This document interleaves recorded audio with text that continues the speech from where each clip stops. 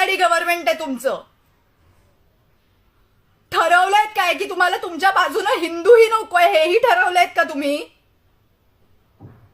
म्हणणं काय आहे तुमचं की एक परत स्वतःच्या काकांकडे जाणार आहे आणि म्हणणार आहे काका काका माझं चुकलं, मला माफ कर, मला परत घे.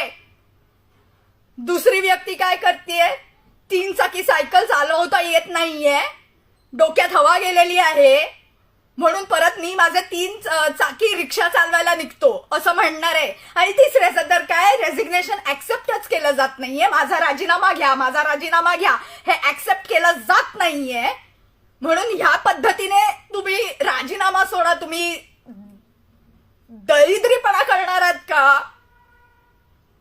तुमचं म्हणणं काय आहे की बघा 10वीतला मुलगा जसा म्हणतो मी आता फेलच होऊन दाखवीन, तसं तुम्ही किती संख्यानं तुमची मतं तुम्ही कमी करणार आहात हे डिसाईड केलंय का? हा तुमचा गोल आहे का?